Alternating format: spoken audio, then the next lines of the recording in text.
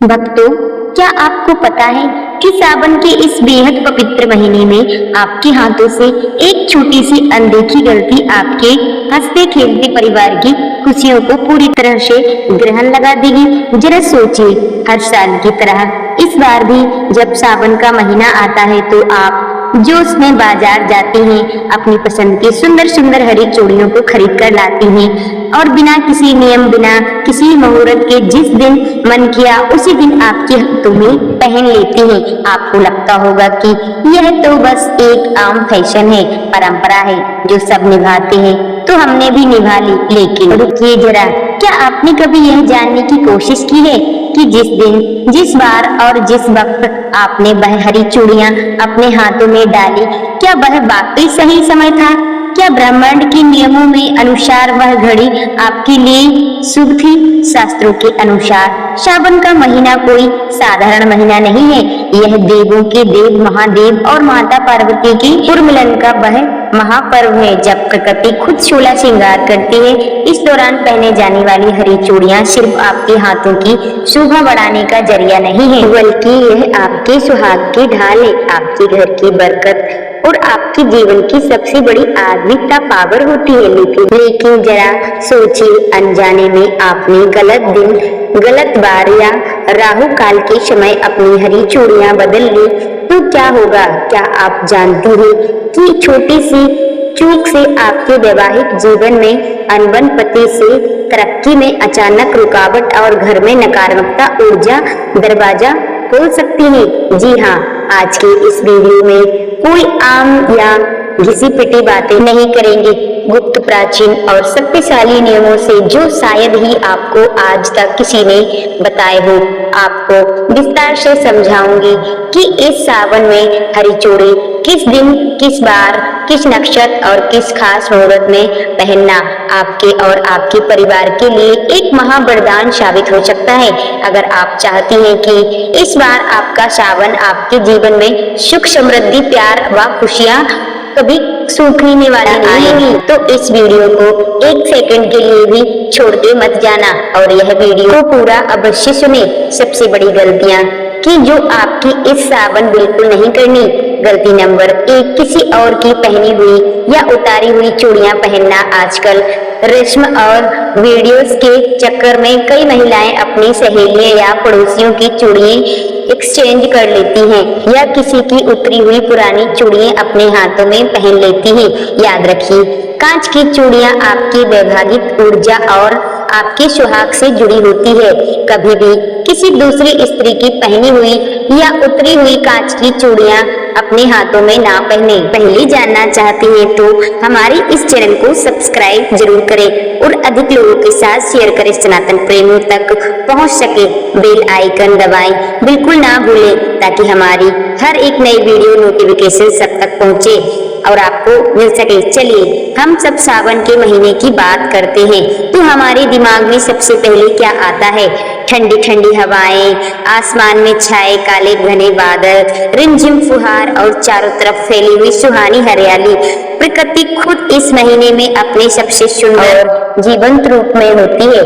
पेड़ों पर नए पत्ते आते हैं, सूखी धरती फिर से जीवन लौट आता है। लेकिन क्या आपने कभी सोचा है कि हमारे सनातन धर्म में हर मौसम को किसी ना किसी देवी देवताओं को संस्कारों से जोड़ा गया है? सावन का महीना पूरी तरह से भगवान शिव और माता पार्वती को समर्पित है। पौराणिक कथाओं में अनुसार माता पार्वती ने भगवान शिव को पति के रूप में पाने के लिए कठोर तपस्या की थी। इसी सावन के महीने में उनकी तपस्या इतनी पवित्र और तीव्र थी कि प्रकृति ने उनका भी साथ चारों तरफ से दिया। हरियाली छा गई और माता पार्वती ने प्रकृति के हर इस रंग को अपना श्रृंगार बनाया। यहीं से शुरुआत हुई सावन में हरी चूड़ियां पहनने की परंपरा। हरे रंग के केवल एक रंग नहीं, यह जीवन, उताव, विकास और सौभाग्य का प्रतीक है। जब एक सुहागिन स्त्री सावन के महीने में अपने हाथों में हरी चूड़ियां पहनती है तो वह केवल अपने सुहाग की लंबी उम्र की कामना नहीं करती, बल्कि वह ब्रह्मांड की उस सकारात्मकता ऊर्जा के साथ खुद को जोड़ लेती है जो माता पार्वती प्रिय है। लेकिन आधुनिकता की इस दौड़ में हम इन गहरे अर्थों को भूलते जा रहे हैं। महिलाएं आज सिर्फ फैशन के लिए इंस्टाग्राम, फेसबुक पर तस्वीर डालने के लिए हरी चूड़ियां पहन लेती हैं। उन्हें यह नहीं पता होता कि रंग का चयन, पहनने का दिन और पहनने की प्रक्रिया अलग गलत हो जाए तो इसके परिणाम कितने घातक हो सकते हैं। आइए अब गहराई से समझते हैं कि आखिर सावन में हरी चूड़ियां पहनने के वह कौन से ज्योतिष और धार्मिक नियम हैं जिन्हें जानना हर महिला के लिए बेहद जरूरी है।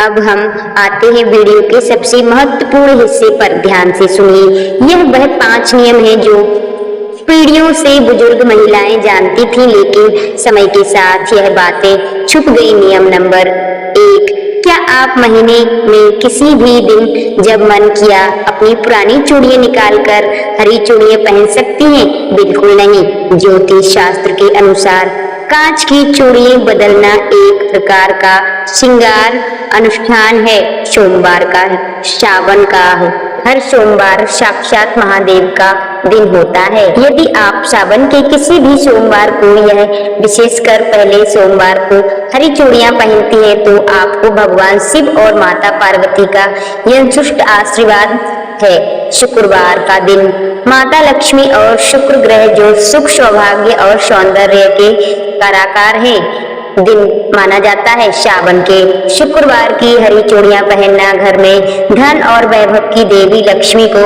आमंत्रित करने जैसा। बुधवार का दिन गणेश जी बुध ग्रह से जुड़ा जो बुद्धि और हर तरफ से शुभता लाते हैं। 3 दिन भूलकर भी ना पहने।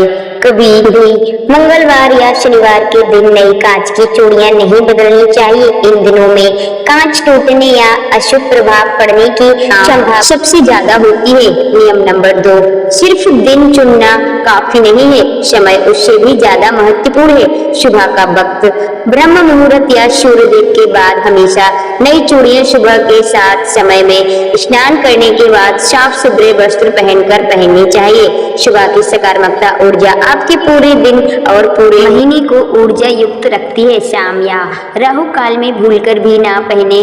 बहुत सी महिलाएं शाम के समय या ऑफिस से आने के बाद चूड़ियां बदलती हैं। यह बहुत बड़ी गलती है। शाम का समय नकारात्मकता ऊर्जा या संक्रमण का समय माना जाता है, विशेषकर राहु काल के दौरान। इस दौरान नई चूड़ियां पहनना या पुरानी चूड़ियां गुस्से में तोड़कर फेंकना आपके सुहाग के लिए अशुभ माना जाता है।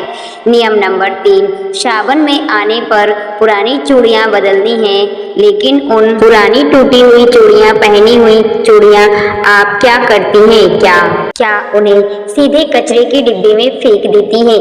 अगर हाँ तो आप बहुत बड़ा पाप कर रही हैं। कांच की चूड़ियां सुहाग का प्रतीक होती हैं। उन्हें कभी भी खुले कचरे में या घर के मुख्य कूड़ेदान में नहीं फेंकना चाहिए। सही तरीका पुरानी चूड़ियों को एक लाल, एक पीले रंग के कपड़े में बांधकर किसी पवित्र नदी में प्रवाहित कर देना चाहिए या किसी सुनसान जगह पर जमीन में दबा देना चाहिए ताकि किसी के पैर उन पर ना पड़े। कचरे में फेंकने से सुहाग की ऊर्जा का अपमान होता है। नियम नंबर 4, क्या आप जानती हैं कि आपने हाथों में कितनी चूड़ियां पहन रखी हैं? इसका भी आपके भाग्य पर असर पड़ता है। सनातन परंपरा से जोड़ा यानी सम संख्या इवन नस्ल को शुभ माना जाता है, जैसे 2, 4, 6, 16। हमेशा जोड़े में चूड़ियां पहनना कभी भी विश्व संज्ञा और नंबर जैसे 3, 5, 7, 9 में कांच की चूड़ियां अकेली नहीं पड़नी चाहिए। हालांकि सोने या धातु की चूड़ियों के साथ कांच की हरी चूड़ियां मिलाकर पहनना सबसे उत्तम माना जाता है। नियम नंबर 5, यह है सबसे गुप्त नियम जो बहुत कम लोग जानते हैं। जब आप सावन के लिए नई हरी चूड़ियां खरीद कर लाएं तो उन्हें सीधे अपनी कलाई में ना पहने। सबसे पहले उन चूड़ियों को अपने घर में मंदिर में रखें। भगवान शिव और पार्वती की मूर्ति या तस्वीर के सामने उन चूड़ियों को रखें। धूप दीप दिखाएं, थोड़ा सा जल या कच्चा दूध अर्पित करें।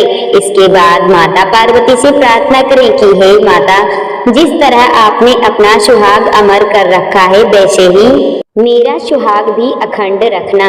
इसके बाद माता के चरणों से लगाकर उन चूड़ियों को अपने हाथों में पहने। ऐसा करने से वह साधारण कांच की चूड़ियां नहीं रहती बल्कि साक्षात महावरदान बन जाती हैं। दोस्तों, हमारे पूर्वजन ने जितने भी नियम बनाए हैं उनके पीछे सिर्फ धार्मिक विश्वास नहीं होता बल्कि उनके पीछे एक बहुत बड़ा वैज्ञानिक और साइकोलॉजी कारण छिपा होता है।